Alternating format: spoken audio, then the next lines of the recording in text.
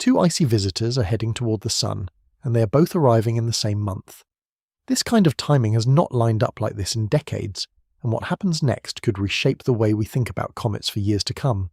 One of them is diving so close to the Sun that it may not survive. The other may be making its only visit to our neighbourhood before disappearing into deep space forever. And both of them are scheduled to arrive in April. Stay with me over the next few minutes. We're going to walk through what these two comets are, where they came from, why astronomers are calling this lineup genuinely rare, and most importantly what you might actually see when you step outside and look up. We will talk about what makes one of these a sun-grazer, what it means for the other to be on a one-time path, and why April will be a rare month when both of these objects may be visible from Earth. If you have ever watched a comet, or if you remember when Halley's Comet came through, or if you stood outside with your family to see Hale-Bopp stretch across the evening sky, then you already know what it feels like to be part of a sky event that connects you to something far beyond your backyard. And while these comets will not hang in the sky for months the way Hale-Bopp did, the fact that two of them are arriving together, each with its own story, makes April something worth preparing for. Let me be clear about what this is not. This is not a story about danger. There is no threat to Earth. These comets are not heading toward us. They are heading inward, toward the Sun, on paths that astronomers have been tracking carefully since their discovery. One was found this year by a survey team in Chile.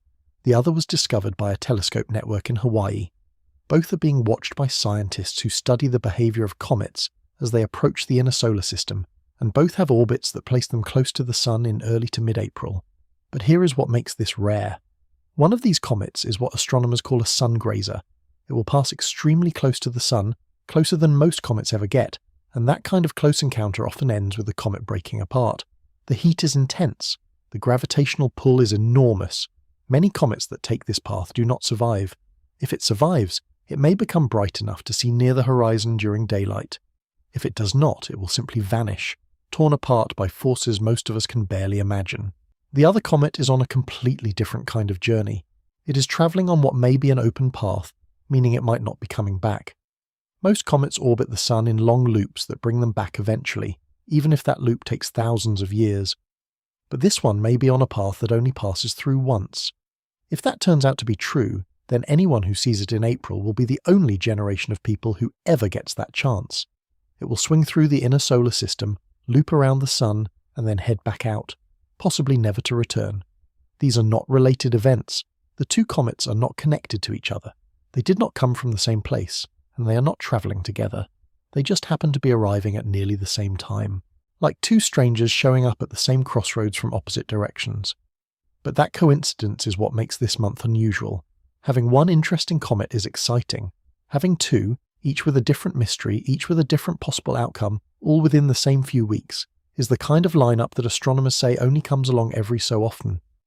But before we get into the details of what you might see, we need to understand what these two comets are, where they are coming from, and why their paths matter. If you want to be ready when these two show up in our sky, hit the like button, subscribe, and tell me in the comments where in the world you will be watching from in April. Let me know if you remember seeing a comet before, or if this will be your first time, because what is coming is not just a sky event. It is a story with two different endings, and we are all going to be watching to see how it unfolds. Now let me take you through the bigger picture, so you understand exactly what is happening, and why this month is shaping up to be something we will remember for a long time. The two comets we're talking about have names that sound technical, but they are simple to understand once you break them down. The first one is called Comet C/2026A1, and it is also known by the name MAPS, which comes from the survey team in Chile that discovered it. The second one is Comet C/2025R3, discovered by the PanSTARRS telescope network in Hawaii, so it carries the name PanSTARRS. Both of these objects are icy bodies that have spent most of their existence far from the Sun, out in the cold, distant regions of the solar system, and now, for reasons that have to do with gravity, time, and the long, slow pull of the Sun, both of them are making their way inward. When we say a comet is heading toward the Sun, we are not talking about a straight line. Comets do not fall into the Sun the way a stone falls to the ground. They follow curved paths shaped by the Sun's gravity, and those paths can loop them close to the Sun and then swing them back out again. Think of the inner solar system as a wide neighbourhood, with the Sun at the centre like a campfire. Comets come in from the outer edges, swing past the fire, and then head back out. Some take short trips and come back often. Others take long, stretched-out journeys that might not bring them back for thousands of years or ever. Comet Maps and Comet PanSTARRS are both on inward journeys right now, but their paths are very different. Maps is coming in on a path that will take it extremely close to the Sun, so close that the distance between the comet and the Sun's surface will be smaller than the distance between many satellites and Earth. That is what makes it a sun-grazer. Sun-grazers are rare, and they are unpredictable, because the closer a comet gets to the Sun, the more intense the heat and radiation become. Many sun-grazers simply break apart before they can swing back out. But if they do survive, they often put on a spectacular show, because all that heat causes the ice inside the comet to turn into gas, which streams away from the comet and catches the sunlight, creating a bright tail. PanSTARRS, on the other hand, is not diving quite as close. It will pass between the orbits of the inner planets, which means it will get warm, but not dangerously so. The real story with PanSTARRS is not about survival. It is about whether this comet is on a path that brings it back, or whether it is simply passing through. Astronomers are still refining the numbers, but early data suggests that its orbit might be what is called hyperbolic, which means it is not a closed loop. If that holds true, then this comet is not a regular visitor. It is a one-time guest. Now, these two comets are not connected. They did not come from the same place, and they are not travelling together. MAPS likely comes from a region near the Sun called the Comets family, a group of comets that are thought to be fragments of a much larger comet that broke apart long ago. PanSTARRS probably comes from the Oort cloud, a distant shell of icy objects that surrounds the solar system far beyond the planets. These are two completely separate objects with two completely separate histories. The only thing they have in common is timing. Both of them are arriving in the inner solar system in April. That timing is what makes this month unusual. Comets do not run on a schedule. They do not coordinate with each other. They follow the laws of gravity and motion, and sometimes, just by chance, two interesting comets end up in the same part of the sky at the same time.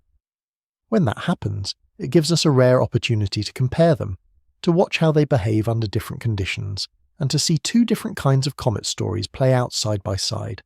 For people who follow the sky, April is going to be a month to pay attention to. For astronomers, it is a chance to gather data on two very different types of comets in a short window of time.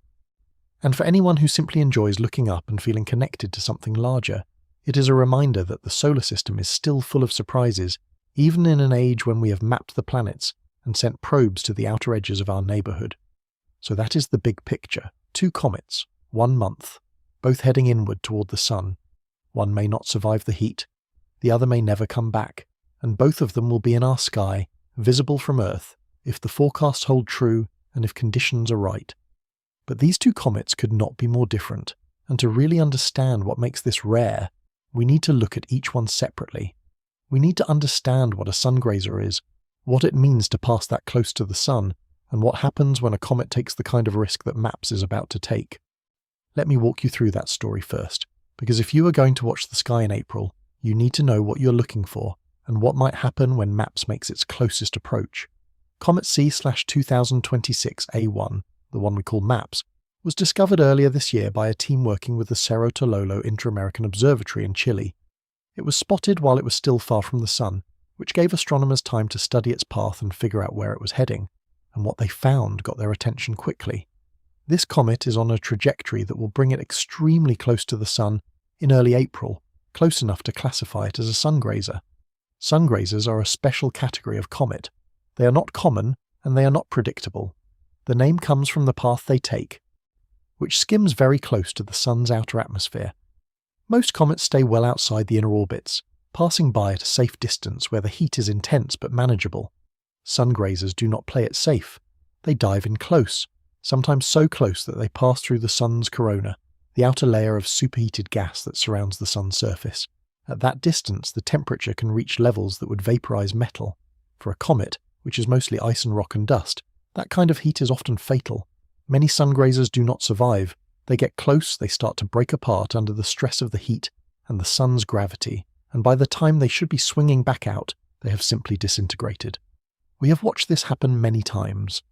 Spacecraft that monitor the Sun have captured images of comets diving in and never coming back out. It is one of the most dramatic events in the solar system, and it happens more often than most people realize, though usually with comets too small or too faint for anyone outside the scientific community to notice. But MAPS is different. It was discovered early, which means astronomers have had time to study it and make predictions, and based on what they have seen so far, this comet has a few things going for it. It appears to have a relatively large core, which suggests it might be able to hold together better than smaller Sungrazers. It is also bright enough, even while still far from the Sun, to suggest that it has plenty of material to shed as it heats up. If it can survive the close pass, all that material turning into gas and streaming away from the comet could create a tail bright enough to see in daylight. That is a big if. Comet behavior near the Sun is notoriously hard to predict. Some comets that look promising fizzle out, others that seem unremarkable suddenly brighten and surprise everyone. MAPS could go either way. But the fact that it was discovered early, and the fact that it is on a sun-grazing path, has led several sources, including Starwalk and Earthsky, to suggest that if this comet survives, it may become one of the brighter comets in recent years. The peak moment for MAPS will come in early April, when it makes its closest approach to the Sun. At that point, it will either hold together and swing back out, or it will fall apart. If it survives, it should become visible to observers on Earth shortly after that close pass, primarily from the southern hemisphere. The comet will be low in the sky, near the horizon, and it will be competing with the glare of the Sun, which makes viewing tricky.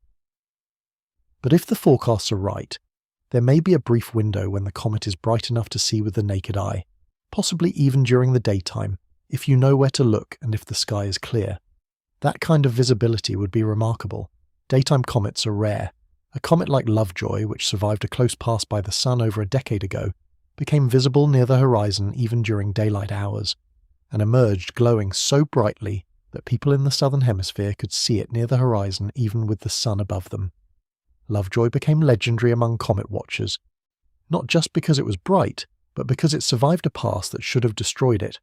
If MAPS follows a similar path, April could offer a sight like Lovejoy, but if it does not survive, it will simply vanish, and the story will be over before most people even know it began. There is something humbling about watching a comet approach the Sun. These objects are ancient. They carry ice and rock that have been frozen in place since the early days of the solar system, long before Earth had oceans, long before there was life here. When a comet heats up and starts to shed that material, we are watching pieces of the deep past turn into gas and dust and light. And when a Sungrazer dives close, we are watching that ancient material face the most extreme environment in our neighborhood. It is violent, fast, and final. But it is also beautiful. The images we have of past Sungrazers, captured by spacecraft watching the Sun, show these small icy bodies glowing as they pass through the corona, their tails streaming behind them, sometimes stretching for vast distances. If MAPS survives and becomes visible from Earth, we will not see it the way spacecraft see it, up close and in detail. But we will see the result, a bright streak in the sky that reminds us how dynamic and unpredictable the solar system still is. For now, all we can do is wait. Astronomers are tracking MAPS as it gets closer, refining their predictions and watching for any changes in brightness or behavior. There is always a chance the comet will brighten early, or fade unexpectedly, or break apart before it even reaches the Sun. Comets do not follow scripts. They follow physics. And sometimes physics surprises us. So that is the story of MAPS, a Sungrazer, discovered early, heading for a close encounter with the Sun in early April, with a chance to become one of the brightest comets in recent memory if it survives, and a chance to disappear entirely if it does not. But if MAPS is the daredevil comet that flirts with destruction, the second comet arriving this April has a very different mystery. It is not about survival. It is about whether we are watching a visitor that will never return. Let me take you through that story now. Comet C/2025 R3, the one we call PanSTARRS, was discovered by the PanSTARRS telescope network in Hawaii.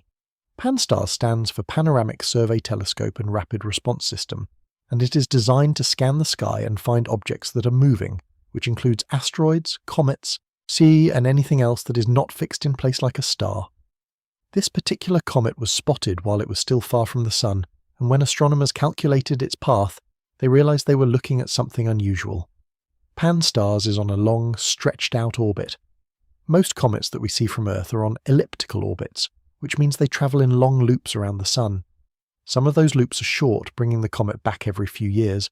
Others are much longer, taking hundreds or thousands of years to complete. But PanSTARRS appears to be on an orbit that is so stretched out, it might not be a loop at all. Early data suggests that its path could be hyperbolic, which means it is open-ended. If that is true, then this comet is not coming back. It is passing through our solar system once, and then it is gone. Astronomers are still refining the numbers. Orbital calculations take time, and they get more accurate as the comet gets closer and more observations are made. But several sources, including StarWalk and Space.com, have noted that if the current data holds, PanSTARRS could be a one-time visitor. That makes it different from almost every other comet we see. Most comets are repeat visitors, even if their visits are separated by vast stretches of time. But a comet on a hyperbolic orbit is something rarer.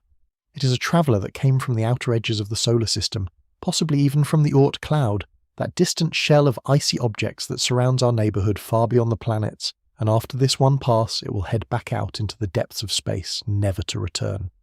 That gives this comet a different kind of significance. It is not about whether it survives. It is about whether we are witnessing something that only happens once. If PanSTARRS is truly on a one-way path, then everyone who sees it in April will be part of the only generation of people who ever get that chance. No one who came before us saw it, and no one who comes after us will see it again. PanSTARRS will not dive as close to the Sun as MAPS. It will pass through the inner solar system, swinging by at a distance that brings it inward between the orbits of the inner planets, but it will not take the extreme risk that Sungrazers take. That means it is less likely to break apart, but it also means it is less likely to become dramatically bright. Current forecasts suggest that PanSTARRS will be visible with binoculars, and possibly with the naked eye if conditions are very good. But it will not be a bold, obvious presence in the sky the way some comets have been. It will be more subtle, something you have to look for, something that requires a little effort and a little patience. The best viewing window for PanSTARRS is expected to be in late April, primarily from the northern hemisphere. It will appear low in the sky, either before sunrise or after sunset, depending on the date and your location. It will not have a long, sweeping tail like Hale-Bopp did. It will likely appear as a faint fuzz, maybe with a short tail if you're using binoculars or a small telescope. But the fact that it is there at all, and the fact that it may be making its only visit, is what makes it worth watching. Most of the objects we see in the sky are permanent fixtures, or at least they feel that way. The stars are always there. The planets move, but they move in patterns we can predict. Even most comets are part of cycles, returning again and again, even if those cycles take longer than a human lifetime. But a comet on a one-way path is different. It is not part of a cycle. It is not coming back. It is a visitor, and when it leaves, it is gone for good. Not because PanSTARRS is going to be the brightest thing in the sky, but because it represents something fleeting. If the orbit holds, and if this comet really is on a hyperbolic path, then April is our only chance. Miss it, and there is no second opportunity. Wait a few years and try again, and it will not be there. It will be somewhere far out in the dark, beyond the reach of our telescopes, beyond the influence of the sun, heading out into the space between stars. For astronomers, PanSTARRS is valuable because it gives them a chance to study a long period or possibly hyperbolic comet up close. These comets spend most of their existence in the outer reaches of the solar system, where they are too faint and too far away to study in detail. When one of them comes inward, it is an opportunity to learn about the chemistry and structure of objects that have been frozen in place for billions of years. Every observation, every measurement, every image adds to our understanding of where these objects come from and what they are made of. For the rest of us, PanSTARRS is a reminder that the solar system is not a closed loop. It is part of something larger. Comets like this one come from regions so distant that they are barely connected to the sun at all. They drift in the cold and the dark, and only occasionally does something, maybe a passing star, maybe the gravitational tug of a distant planet, nudge one of them inward, and when that happens, we get a visitor, a brief encounter, a moment when something from the deep outer edges of our neighbourhood passes through, and we get to see it.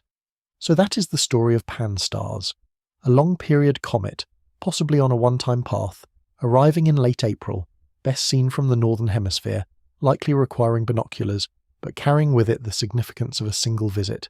If you see it, you are seeing something that may never be seen again, and if you miss it, it is gone.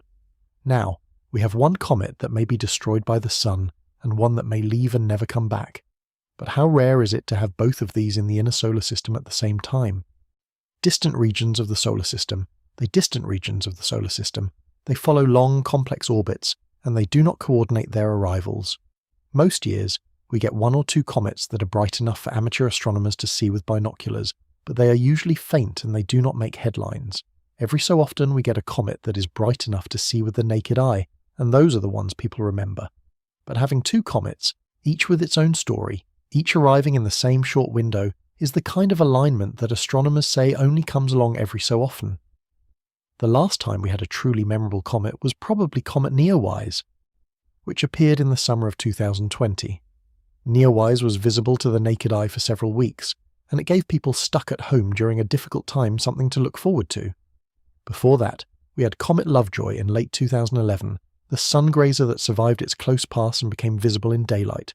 And before that, you have to go back to Comet Hale-Bopp in the late 90s, which hung in the sky for months and became one of the most widely observed comets in history.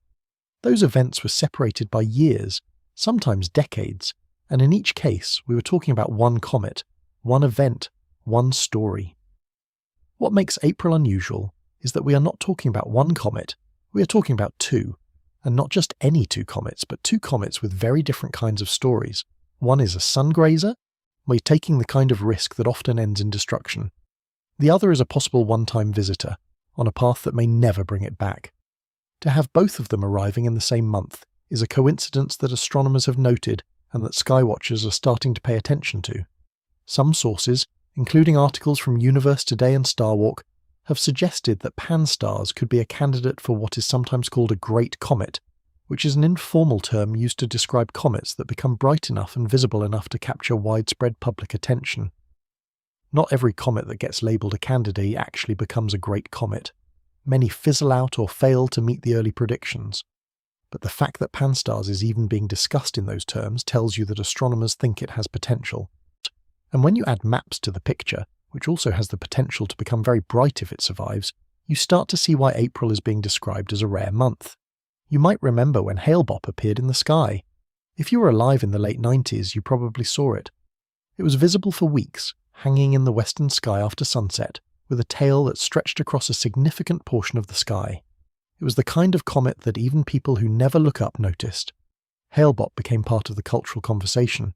People took their families outside to see it. Photographers captured images of it over famous landmarks. It was one of those events that felt shared, something that connected people across different places and different backgrounds. April will not look exactly like that. MAPS and PanSTARRS will not hang in the sky for weeks the way Hale-Bopp did. They will be more fleeting, more subtle, and they will require more effort to see. But the spirit of the event is similar. It is a chance to step outside, to look up, and to be part of something that is happening in real time, something that connects you to the solar system and to the long history of comet watching that goes back thousands of years. Human beings have been watching comets for as long as we have had eyes to see the sky. In ancient times, comets were seen as omens, sometimes good, sometimes bad, always significant. People did not understand what they were, but they understood that they were rare, that they were visitors, and that they moved in ways that the stars did not. Today, we understand comets much better. We know what they are made of. We know where they come from. We can predict their paths with remarkable accuracy. But even with all that knowledge, comets still have the power to capture our attention. What makes this April rare is not just that we have 2 comets, it is that we have 2 comets with 2 very different outcomes hanging in the balance. Will MAP survive the sun, or will it break apart? Will PanSTARRS turn out to be brighter than expected, or will it remain faint and require binoculars to see? Will it really be on a one-time path, or will further observations reveal that it is on a long loop that will eventually bring it back? These are open questions, and part of what makes this month interesting is that we do not have all the answers yet. We are waiting to see what happens, and that sense of suspense is part of the experience. For anyone who enjoys the sky, this is the kind of month worth preparing for, not because it will be easy, and not because it is guaranteed to be spectacular, but because it is rare, because the alignment of 2 interesting comets in the same short window does not happen often. Because if you miss it, you may not get another chance like this for a long time, and because even if the comets turn out to be fainter than hoped, the act of looking, the act of stepping outside and searching the sky, is its own kind of reward. It reminds you that the solar system is still active, still full of motion and change, and that every so often, something comes along that is worth paying attention to. Now, knowing how rare this is one thing. Knowing how and where you might actually see them from your backyard is another. Are based on models and calculations that are based on models and calculations that can change as we get more data. A comet that looks promising when it is far away can fizzle out as it gets closer. A comet that seems unremarkable can suddenly brighten and surprise everyone. That unpredictability is part of what makes comets interesting, but it also means we need to set our expectations carefully and understand that nothing is guaranteed. Let me start with comet maps. The best chance to see this comet will come shortly after it makes its closest approach to the Sun in early April. That close pass is the moment of truth. If the comet survives, it should emerge from the Sun's glare and become visible to observers on Earth, primarily from the southern hemisphere. The comet will be low in the sky, near the horizon, either just before sunrise or just after sunset, depending on the exact date and your location. It will be competing with the brightness of the Sun, which makes viewing tricky, but if the forecasts are right, there may be a brief window when the comet is bright enough to see with the naked eye. Some predictions suggest that maps could become bright enough to see in daylight, at least for a short time. Daytime visibility is rare, and usually only happens with comets that become exceptionally bright. If MAPS reaches that level, it will be because the comet survived the close pass and is shedding a large amount of material, which catches the sunlight and creates a bright tail, but that is a best-case scenario. The more likely scenario is that the comet will be visible near the horizon, either in the early morning or the early evening, for a few days or maybe a week, and then it will fade as it moves away from the Sun. If you're in the southern hemisphere, you will have the best chance to see MAPS. If you're in the northern hemisphere, it will be much more difficult, and it may not be visible at all depending on how bright it gets. The key is to look low on the horizon, in the direction of the Sun, either just before sunrise or just after sunset. You will need a clear view of the horizon, which means no buildings, no trees, no mountains blocking your line of sight, and you will need clear skies, which is always a gamble. Even if the comet is bright, clouds or haze can make it impossible to see. Now let me be very clear about something. These brightness estimates are based on current models, and they could change. Comets do not always follow the predictions. MAPS could end up brighter than expected, or it could end up fainter. It could break apart before it even reaches the Sun, in which case it will not be visible at all. That is the nature of sun-grazers. They are high-risk, high-reward objects. If they survive, they can be spectacular. If they do not, the show is over before it begins. Now let me talk about Comet PanSTARRS. This comet will be easier to predict in some ways, because it is not taking the same kind of risk that MAPS is taking. PanSTARRS will pass through the inner solar system at a safer distance, which means it is less likely to break apart. But it also means it is less likely to become dramatically bright. Current forecasts suggest that PanSTARRS will be visible with binoculars and possibly with the naked eye if conditions are very good, and if you are in a dark location away from city lights. The best viewing window for PanSTARRS is expected to be in late April, primarily from the northern hemisphere. It will appear low in the sky, either before sunrise or after sunset, depending on the date. It will not have a long, sweeping tail. It will likely appear as a small, faint fuzz, maybe with a short tail if you're using binoculars. If you have ever looked for a comet with binoculars before, you know what to expect. It is not dramatic. It is subtle. You have to know where to look, and you have to give your eyes time to adjust to the dark. For both comets, timing matters. Are positioned in a way that makes them visible from your location on Earth. That window might only last a few days, or it might stretch for a week or two, depending on how the comets behave. The key is to pay attention to updates from sources like EarthSky, Starwalk, or Space.com, which will post viewing guides and sky maps as the dates get closer. You do not need a big telescope to be part of this. Even a simple pair of binoculars can be enough, especially for PanSTARRS.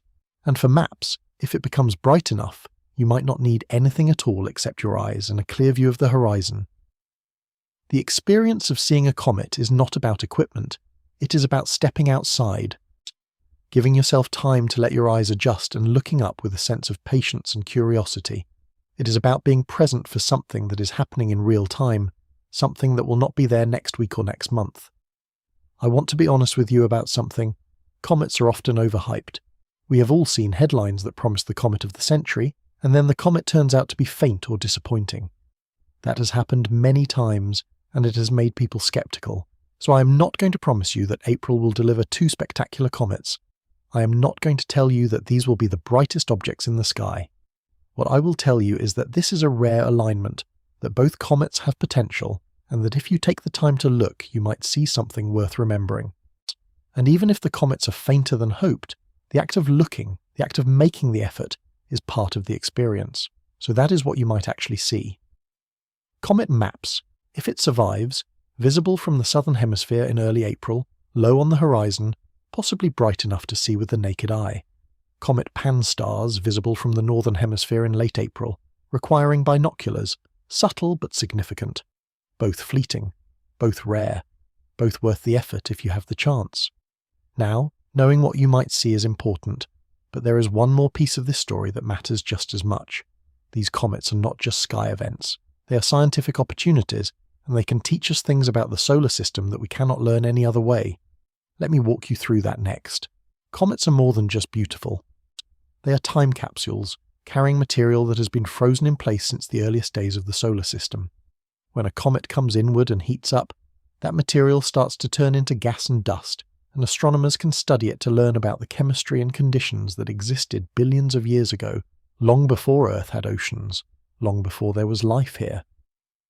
Every comet we study adds another piece to the puzzle of how our solar system formed and how it has changed over time. Comet MAPS gives astronomers a rare chance to watch a sungrazer as it approaches the Sun, passes extremely close, and either survives or breaks apart. That close encounter is one of the most extreme events a comet can experience, and observing it in real time helps scientists understand how comets hold together and how solar heat and radiation affect them. When a comet gets that close to the Sun, the ice inside it turns into gas almost instantly.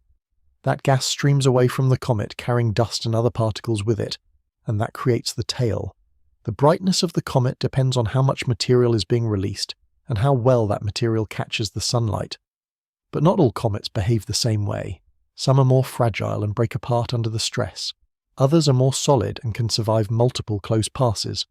By watching MAPS, astronomers can gather data on how this particular comet responds to the heat and gravity of the Sun. If it survives, they can study how it changes before and after the close pass. If it breaks apart, they can study the debris and learn about the internal structure of the comet. Either outcome is valuable from a scientific perspective. Comet PanSTARRS tells a different story. This comet is coming from the outer edges of the solar system, possibly from the Oort cloud, that distant shell of icy objects that surrounds our neighbourhood far beyond the planets. The Oort cloud is so far away that we have never sent a spacecraft there, and we probably will not for a very long time.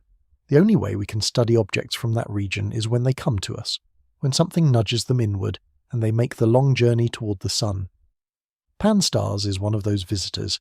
If the orbit turns out to be hyperbolic, meaning the comet is on a one-time path, then that tells astronomers something important about the dynamics of the outer solar system.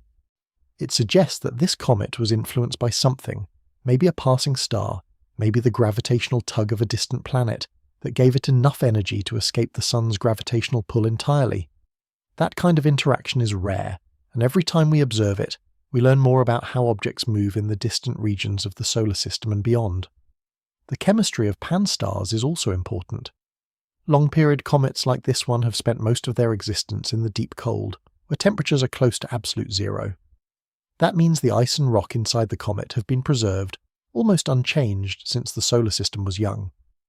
When the comet heats up and starts to release gas, astronomers can analyze that gas and figure out what it is made of. They can look for water, carbon dioxide, methane, ammonia, and other molecules that tell us about the conditions in the early solar system. Every comet we study adds to our understanding of where we came from.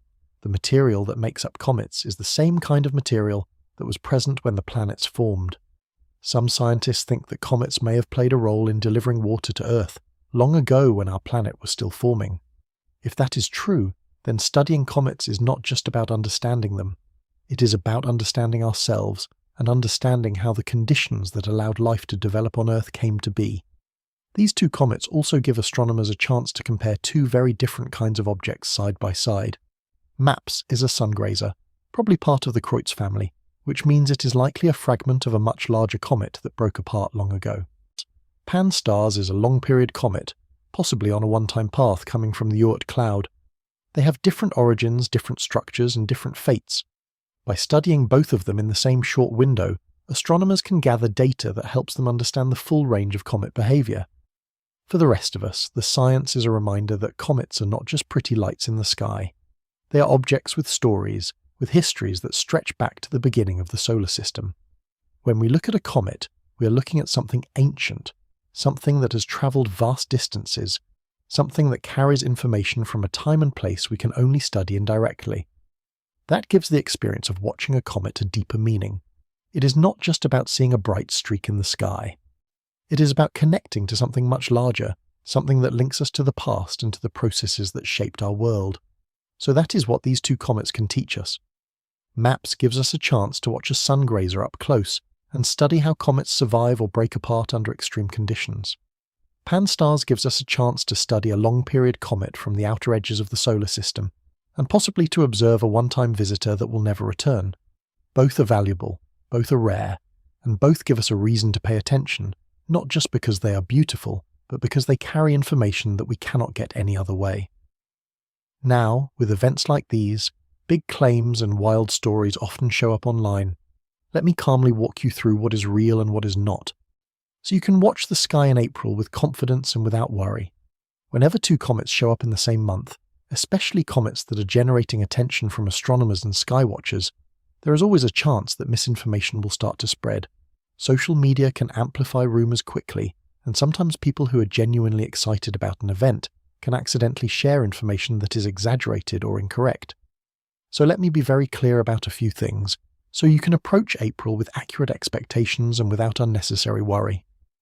First, these comets are not a threat to Earth. Both MAPS and PanSTARRS are on paths that have been calculated carefully by astronomers, and neither of those paths brings the comet close to our planet. MAPS is diving close to the Sun, not to Earth. PanSTARRS is passing through the inner solar system, but at a distance that keeps it well away from Earth's orbit. There is no danger. There is no risk of impact. These are natural, expected events that happen regularly in the solar system, and they are being tracked by professionals who do this work every day. If you see posts or videos claiming that these comets are heading toward Earth, or that they represent some kind of danger, you can disregard those claims. They are not based on the current orbital data, and they are not supported by any credible source. The paths of both comets have been published and are being monitored continuously as they get closer. If there were any cause for concern, it would be reported by official sources like NASA, not by random posts on social media. Second, while it is true that both comets have the potential to become bright, that potential is not a guarantee. Comet brightness is always somewhat uncertain. It depends on how much material the comet is shedding, how well that material reflects sunlight, and how the comet behaves as it heats up. Some comets brighten faster than expected, others fade or break apart. The forecasts we have for MAPS and PanSTARRS are based on models that use the best available data, but those models can only give us estimates, not certainties. If someone is telling you with absolute confidence that MAPS will be visible in daylight, or that PanSTARRS will be the brightest comet in decades, they are overselling what we actually know. The truth is, we will not know for sure how bright these comets will be until they get closer, and we can observe them directly. That uncertainty is part of what makes comets interesting, but it also means we need to be careful about setting our expectations too high. Third, the fact that two comets are arriving in the same month is rare, but it is not unprecedented, and it is not a sign of anything beyond the normal workings of the solar system. Comets do not coordinate their arrivals. They follow the laws of gravity and motion, and sometimes, just by chance, two interesting comets end up in the same part of the sky at the same time. That is what is happening in April. It is a coincidence, not a pattern, and it does not carry any deeper meaning beyond the fact that we are getting two opportunities to see something interesting instead of one. If you see posts suggesting that the arrival of two comets is a sign of something ominous, or that it is connected to other unrelated events, you can set that aside. Comets have been observed for thousands of years, and while ancient cultures often saw them as omens, we now understand that they are simply icy objects following predictable orbits. There is no mystery beyond the natural processes of the solar system. Now, with all that's said, let me bring us back to what is true and what is worth holding on to. Two comets are coming. One is a Sungrazer that may not survive its close pass with the Sun, but if it does, it could become bright enough to see in daylight. The other is a long-period comet, possibly on a one-time path, that will swing through the inner solar system in late April and may never return. Both are rare, both are being tracked by astronomers, both give us a chance to step outside, to look up, and to be part of a sky event that connects us to the motion and history of the solar system. This is not about fear, it is not about danger, it is about wonder. It is about the fact that even in an age when we have mapped the planets and sent probes to the outer edges of our neighbourhood, the solar system is still full of surprises. Comets are ancient travellers, carrying ice and rock from the earliest days of our neighbourhood, and every time one of them comes close enough to see, it gives us a chance to feel connected to something much larger than our daily lives. If you want to follow what happens to these two comets as April gets closer, if you want to know whether MAP survives the Sun, whether PanSTARRS turns out to be brighter than expected, make sure you are subscribed. Share this with someone you would like to watch the sky with. And tell me in the comments, if you had to choose, which comet would you rather see? The one that dives into the Sun, or the one that may be leaving us forever? Because in just a few weeks both of them will be here, and we will all be watching to see what happens next.